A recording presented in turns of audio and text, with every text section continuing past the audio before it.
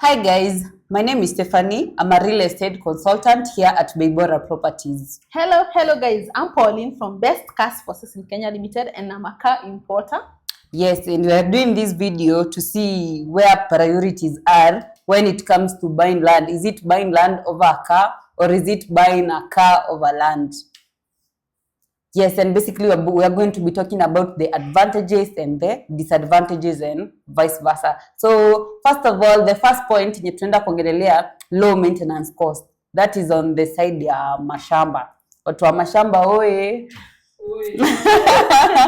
Haya, Pauline, tell us a bit the maintenance of a car. Let's compare a Prado with a 4-acre piece of land in Kirinyaga.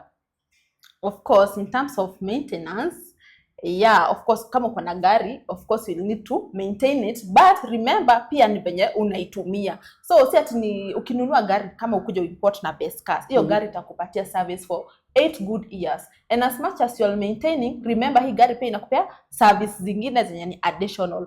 So nayo shamba iko tu pale hivyo imelala imekungojea, inakanyangwa na fisi na ng'ombe na vitu kama hizo. So kama haulimi hiyo shamba, basically ni pesa yako imelala.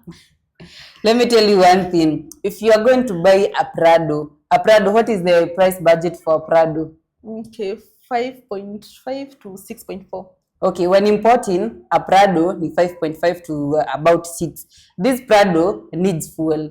Full tank ya a Prado diesel ni about 14,000. The annual insurance cover, we are talking anywhere between 200k to 250,000. This is something that you pay for on a regular. Expenses as Jaisha, there is the mechanic repairs, there is servicing of this car. That is a lot for something that is not generating any term of any income. But now when you're comparing a land, you're buying a land, if you have 6 million, you are able to acquire a very decent bigger portion of land in a place like Kirinyaga. Of course, the land is not going to kukaa hapo bila kugenerate anything. You can do a bit of farming, you can do avocado business, you can do mango business, sugarcane business, hata kulima mahindi is also a form of income. It is generating income and it also appreciating in value.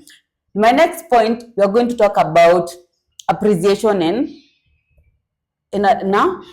depreciation. In this case, once you buy a car na itoke kwa yard, the value ina decrease immediately after umetoka kwa yard. After the car arrives at the port of Mombasa, mwenye amechukua amefanya registration wameenda nayo, that car is depreciating from there. If I bought a car yesterday for 5 million and today I want to sell it, trust you me, you are not going to sell it for 5 million. If I buy a land worth 5 million today, I want to sell the land tomorrow, trust you me, I'm not getting anything less than 5 million Kenya shillings.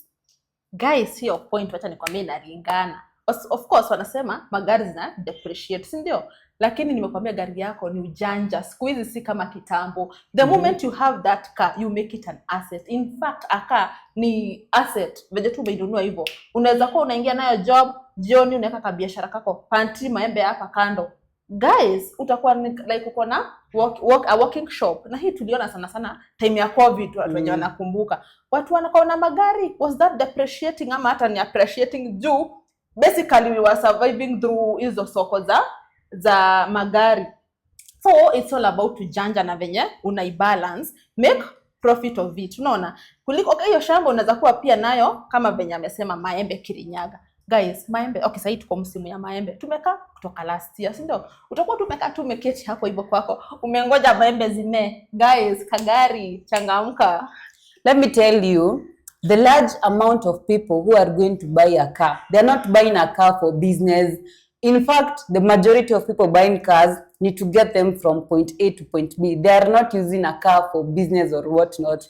In fact, I'd say about 2% to 5% of people ndio wanatumia gari kufanya hizo biashara. Unapata mtu ametumia boot. And also, this is also in the cars zenye ziko na a large cargo space. Hawezi tumia Prado kufanya biashara tu. Unapata mtu ameweka manyanya huko kwa boot ya Prado. Makes no sense. There's no way you are buying a car specifically ya kuweka hizo. In fact, those people wenye wamebai magari na weka biashara ni juu because walibai gari na at this point it is draining them. If you get a person, they are not going to buy a brand new car specifically. Imagine as someone importing say NV200 specifically for the purpose ya kuweka avocado, makes no sense at all. It actually, in fact, hiyo ni hasara because to get from your home to hapo kazi, hiyo ni fuel. Gari yenyewe inahitaji service. It makes no sense. It beats me to it. And also remember, you have a bigger parcel of land in Kirinyaga. Hata ukipanda maembe huwezi panda the whole land. Yes, ni seasonal, but there are other things that you can do. Macadamia generates income. In the morning unaweza pata 1 kilogram of macadamia inatoka kama 20. By lunch ni 60 per kg. By evening unapata hata ni 100 or 150 kilogram per kilogram. Make it make sense that you are going to buy a car. Weke parking, weke ujaze nyanya ama avocado ama whatever it is that you want to do, just because you have something that can move you to point A to point B, and because you want to tell me that buying a land over a car is, you want to buy a car over a land is better. No guys, amesema vizuri sana. Tumna move from point A to point B. Hautembei, mashamba unaenda kuona na? Let me tell you, if you're going to buy a car, if you're going to buy a car over a land, maybe your car is used, say between, they have a rule, I hear them say it here and there, between 3 to 5 years. Do not buy a brand new car if you really want to save. But then again, if you're buying a car, remember for those buying, sisemi kununua gari ni mbaya, but now buying a car, first of all, ina shorten your time. Say kama malipo ulikuwa unatumia matatu, say in a week ulikuwa na spend more than 7 to 8 years. Now if you have a car, 7 to 8 hours. But now if you have a car, it cuts the time to about 3 to 5 hours because you are able to drive yourself na unafika faster. I know there are advantages to buying a car over land, but then again, if you're looking for long-term investment goals, buying a land gives you more leverage over buying a car in a lot of ways. We are going to be talking about it as we go on. Talking of long-term investments, a car should be your first priority. As amesema, unaona ukinunua gari, of course you have a plan. Unajua naenda kama niyo NV200 ni ya customers, si ndio?